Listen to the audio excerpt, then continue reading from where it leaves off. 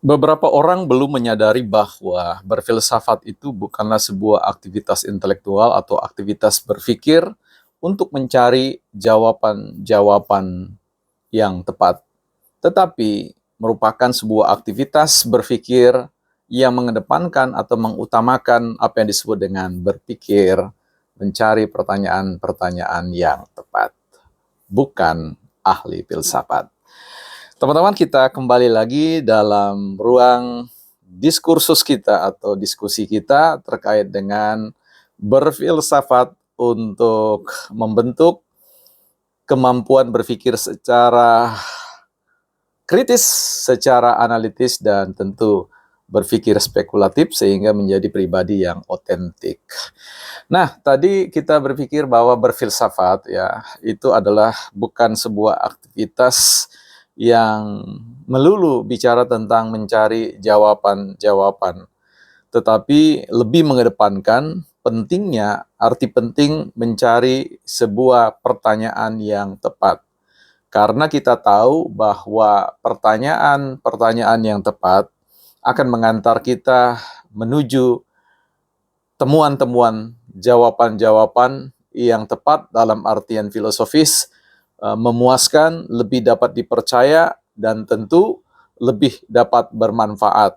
Nah, setiap mereka yang terjun, ya, mempersiapkan dirinya untuk mampu berpikir secara kritis, analitis, dan tentu spekulatif, maka didorong untuk ya, belajar mengajukan pertanyaan-pertanyaan, dan pertanyaan itu bukanlah sekedar sebuah aktivitas asal bertanya tanpa satu kesadaran untuk mendalami sebuah ya, konstruksi pertanyaan. Karena itu bagi teman-teman yang ingin berfilsafat, maka mari biasakanlah diri untuk mengajukan pertanyaan-pertanyaan. Prigel di dalam mengajukan, senang di dalam mengajukan pertanyaan-pertanyaan. Tentu kita tahu apa yang disebut dengan pertanyaan ABM, ya. Apa, bagaimana, dan mengapa. Dan tentu dalam pengembangan-pengembangan yang lain, ada banyak varian-varian atau versi-versi pertanyaan yang bisa disampaikan. Secara prinsip kita tahu bahwa sebagaimana yang saya sampaikan di konten sebelumnya, setiap orang yang ingin ya, menempuh pendidikan program doktoral, khususnya di luar negeri, maka gelar mereka itu dikenal dengan PhD, filosofi doktoral. Artinya mereka memang dilatih secara khusus untuk berpikir selayaknya seorang filsuf, ya, seorang yang berorientasi pada filsafat. Karena kita tahu filsafat bukan hanya bicara tentang sebuah penguatan pikiran dalam konteks penyebaran, tetapi peluasan, tetapi dia bicara tentang pendalaman atau mengakar, ya. Semakin dalam akar itu, semakin sulit untuk kemudian dicabut pikiran-pikiran atau argumen-argumen yang dia sampaikan. Setiap mereka yang ingin hadir dalam perdebatan-perdebatan publik atau perdebatan-perdebatan yang memang sedang mengupayakan sebuah kebenaran, maka agak sulit kita bisa meyakinkan diri kita atau orang lain bahwa mereka akan mampu memenangkan perdebatan itu kalau kemudian pendekatan filosofis ini tidak dikerjakan atau tidak diasiki atau tidak disenangi, ya. Karena itu setiap mereka yang terjun dalam konteks perdebatan-perdebatan itu, adu argumentasi atau adu pikiran, maka semuanya harus didorong oleh tools leverage atau pengungkit yang kita sebut dengan filsafat.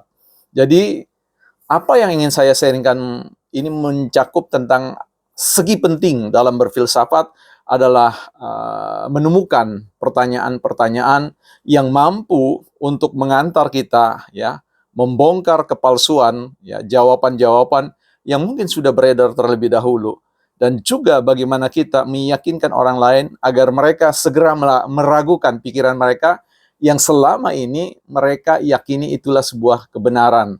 Nah, tentu hal itu tidak dikerjakan terlebih dahulu dengan menyodorkan beragam macam jawaban-jawaban, bahkan jawaban-jawaban yang tidak direnungkan secara mendalam. Kita hadir, tahu persis bahwa ketika kita ingin membelokkan pikiran orang lain atau membuat mereka berdiri pada posisi pikiran kita, maka kita wajib untuk menemukan satu pertanyaan-pertanyaan yang membawa kita pada satu jawaban ya.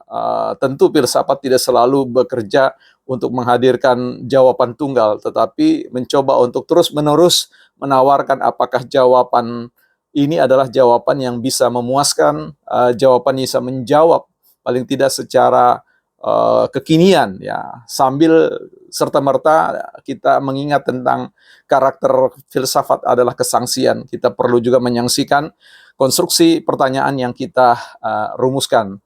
Karena hanya dengan demikian, pribadi sebagai seorang yang belajar berfilsafat, sekalipun tidak harus pada tahap atau taraf ahli, kita kemudian bisa menikmati ya, bukan hanya gagasan atau argumentasi orang lain, tetapi kita bisa menikmati pikiran-pikiran kita sendiri, sehingga kita lebih dimudahkan untuk bisa mendapatkan jawaban-jawaban.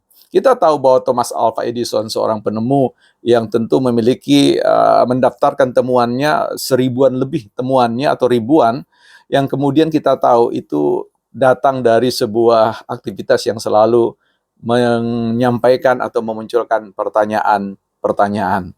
Selamat datang di dunia bukan ahli filsafat, dunia di mana kita belajar berfilsafat. Kita jumpa di konten yang berikutnya, bukan ahli filsafat.